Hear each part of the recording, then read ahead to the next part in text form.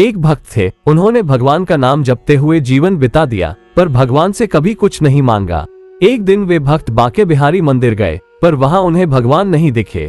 वे आसपास के अन्य भक्तों से पूछने लगे कि आज भगवान कहाँ चले गए। सब उनकी ओर हैरानी से देखते हुए कहने लगे, भगवान तो ये रहे, सामने ही तो है, तुझे नहीं दिखते हैं क्या? तू अंधा है क्या? उन भक्त ने सोचा कि सबको दिख रहे हैं, मुझे क्यों नहीं दिख रहे? मुझे ये सब दिख रहे हैं, भगवान ही क्यों नहीं दिख रहे? ऐसा विचार कर उनका अंतःकरण ग्लानि से भर गया। वे सोचने लगे, लगता है कि मेरे सिर पर पाप बहुत चढ़ गया है, इसीलिए मुझे भगवान नहीं दिखते। मैं इस शरीर का अंत कर दूंगा। आखिर ऐसे शरीर का क्या लाभ जिससे भगवान ही न दिखते हो? ऐसा सोचकर वे यमुना में डूबने चले। इधर अंतर्यामी भगवान एक ब्राह्मण का वेश बनाकर एक कोढ़ से पीड़ित व्यक्ति के पास पहुंचे और कहा कि ऐसे एक भक्त यमुना को जा रहे हैं, उनके आशीर्वाद में बहुत बल है, यदि वे तुझे आशीर्वाद दे दे तो तेरा कोढ़ तुरंत ठीक हो जाएगा। ये सुनकर वो व्यक्ति यमुना की ओर दौड़ा, उन भक्त को पहचान कर उनका रास्ता रोक लिया और उनके पैर पकड़कर उनसे आशीर्वाद मांगने लगा। भक्त कहने लगे, भाई मैं तो पापी हूँ, मेरे आशीर्वाद से तेरा क्या होगा?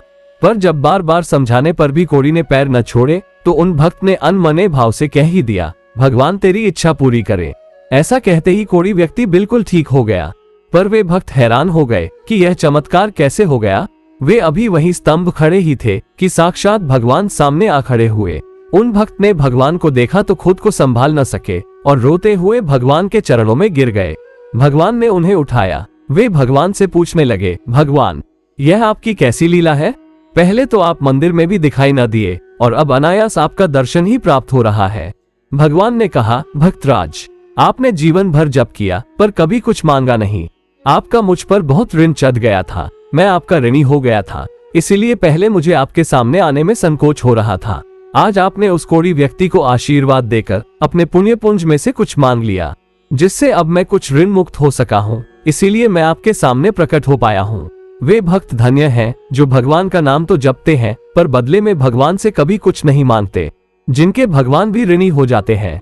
इसी तरह के पौराणिक कथा वीडियोस देखने के लिए हमारे चैनल को सब्सक्राइब करें और वीडियो को लाइक और शेयर करें।